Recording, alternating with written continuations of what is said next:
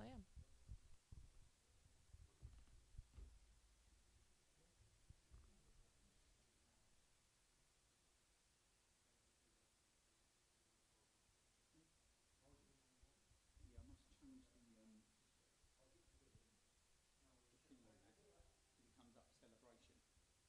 Yeah, I noticed that. Yeah. Awesome. Okay, we have just gone live. Welcome to our after service chat with Emma. Okay, I should have brought my tablet up here as well, shouldn't I, on my Bible. I was going Matthew. Luke 6, 20 to 26. Cool. The Sermon on the Mount and the woes. It's not on the mount, it's on the plain. On the plain? Is that what it's called? On the plain? So on the plain.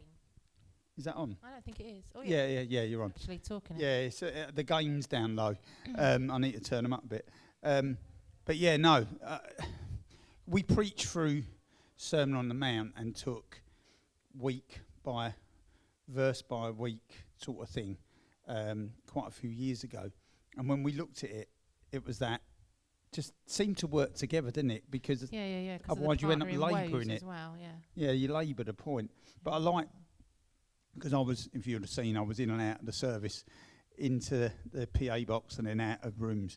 But I like that the bit I was in, one of the bits I was in was that talking about how we live and that, blessed are the poor, blessed are those that hunger and that, but actually tying it to the woes, that if we're not, where actually that's the woes is the after effect. I'm really sorry. Tammy and Darren dancing in the corner, trying to put us off.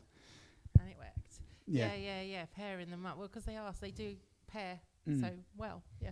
Yeah. So I like the fact that you,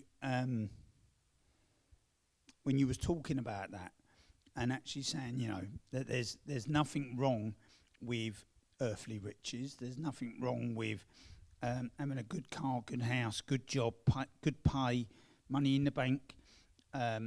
Because some people take it the opposite way and take it the wrong way and go, as a Christian, I can't have nothing. It's not right. You can't be godly if you've got all this money. But it's the actual, the honouring, isn't it? It's that putting first God. Yeah, and it's where your attachment is, isn't it? And where your security is. It must be when you have everything much harder to have your security in God, and so is that. But it is possible to have your security in God and your total dependence on God, even when you have earthly riches. But a huge challenge. Yeah, because people talk about. I've had some conversations with people over the years, and they've said, "Why don't we see all the miracles in the UK, but in places like Africa and India, China, see great miracles?"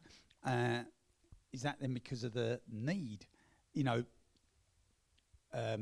If you've been to any of those places, to get a doctor at times, you might have to walk 10, 15 miles and then pay for it.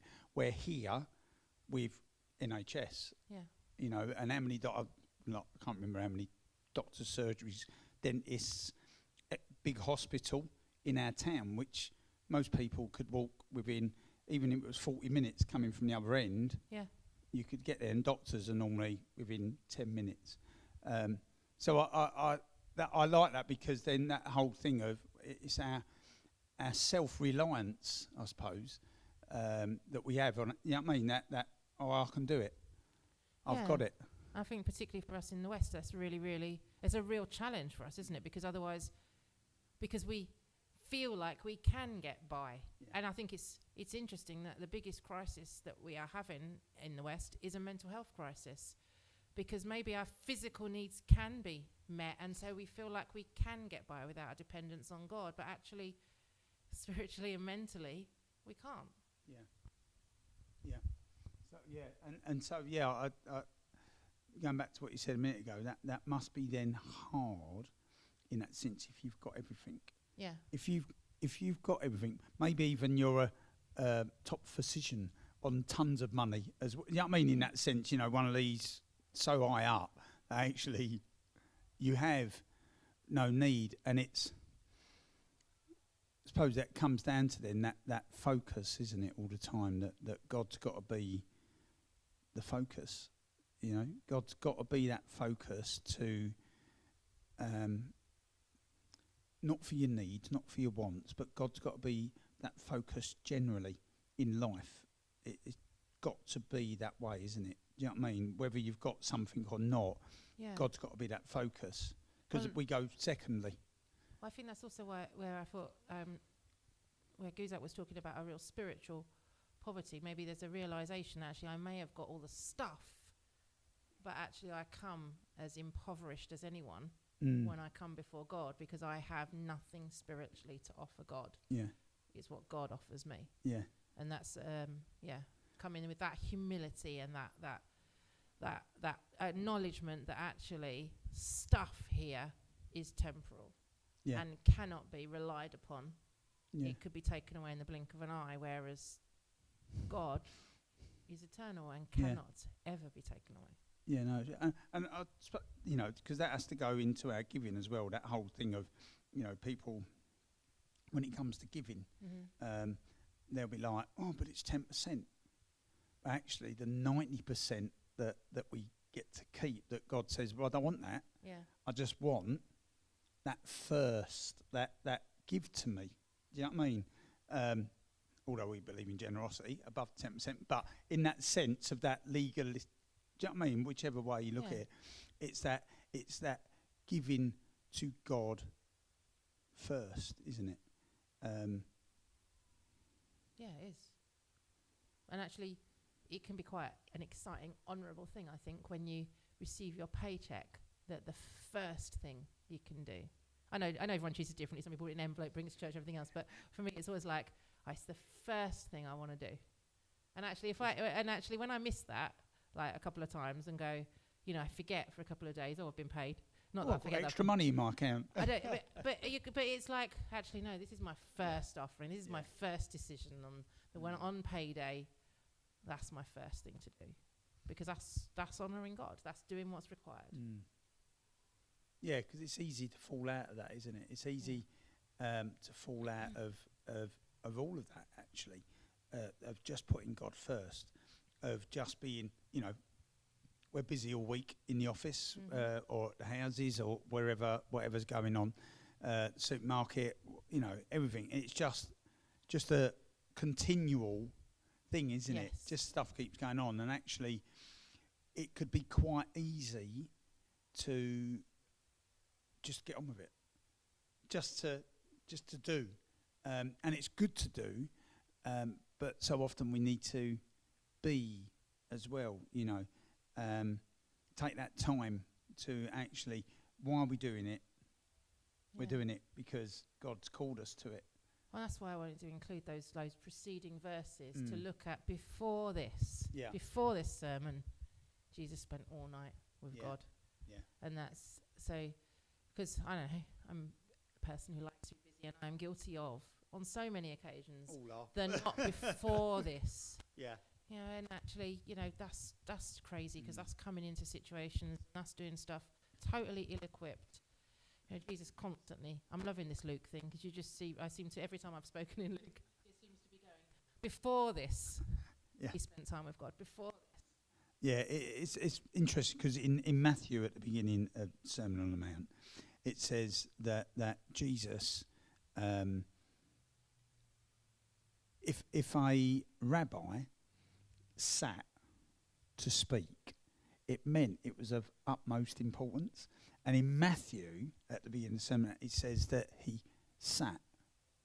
And plus, it all makes you do that as well. If you're standing up, makes you do that and that. So everyone focused on what he wanted them to hear. And I love that actually this isn't us every week, whoever's up here speaking, having a jolly, you know, just having a bit of a jolly up. We've prepared something and now we're going to tell something. Actually, it's stuff that if it hasn't been brought to our attention in that sense of, I'm preaching on this subject from Luke, or whatever book we're doing, actually at that moment, as soon as you start reading it and start going through it, it starts to challenge our own ways. Yeah.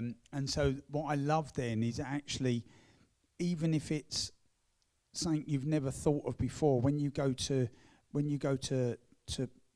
research and look at all what you're doing, that actually it challenges you at that moment. And so actually everyone then is speaking out of what God has. And I love that actually we're being challenged every time we bring something, because it's not like just going, I'm going to preach on this week and this is something I've gone through.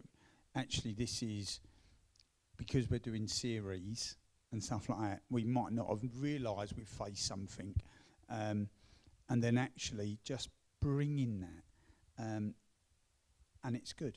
It's good to actually speak out of what's God challenging you in that. So, in one sense, she's looking at me going, where's he going to go with this? Always.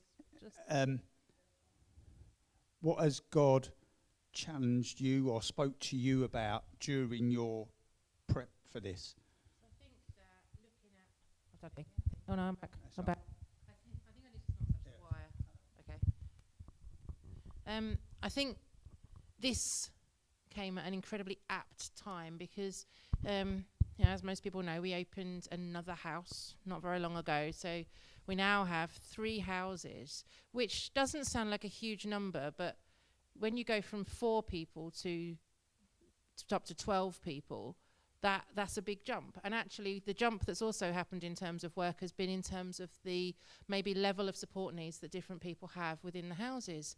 And so what has happened in the last few weeks, I think, is the devil's got a bit worried because suddenly all over the supported housing market, there are all these crazy Christians that are going around. And so over the last few weeks, what's happened is it has just felt like the craziest whirlwind where it felt for a while like there was just crisis after crisis after crisis. And I'll be honest, I was totally unprepared for that crisis to hit. And I very quickly went, whoa, let's build up our prayer, let's build up our prayer, let's build up my prayer, let's build up my dependence on God, because you know what, I can't do this, we can't do this, only God can do this. And the crazy whirlwind and the crises haven't stopped, but what has happened is my dependence on God has rocketed. And out of that dependence on God, we are seeing incredible things start to happen.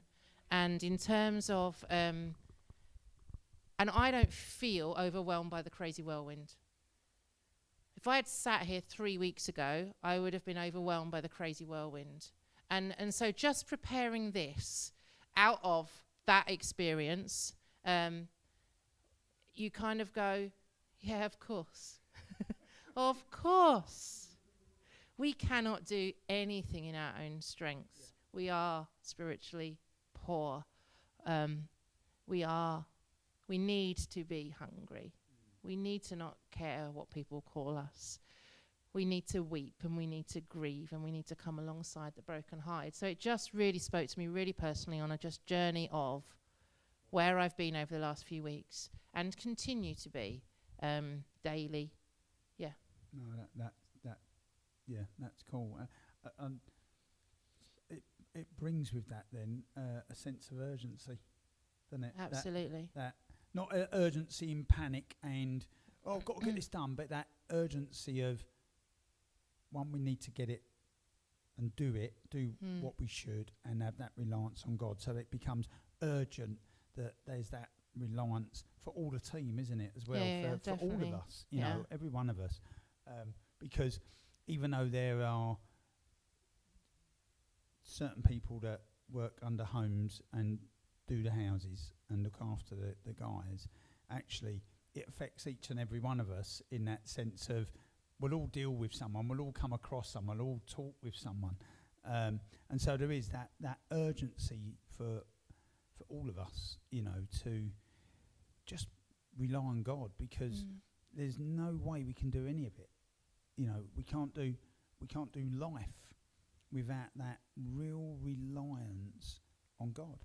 You know, because if I don't rely on God for every day, then actually I stuff it up quite regularly anyway, but I'm going to stuff it up even more, and maybe even more big time, you know, in that. So it's an urgent thing, and if I could say one thing to anyone that's watching, it's an urgent thing. You know what, we can sit here and we can do, end of time is coming and you want to be in hell or heaven, and that's awesome and that's true, but actually just that, if you want to live life to the full, and John 10:10 it says, you know, I've come to give those life and life to the full. But if you want a full life, you know, then you need God. You know, you need Jesus. I had good life before, but my life is abundantly better now. And so it's an urgency in that. You know, not just for us as Christians, but actually for those who don't know Him. You know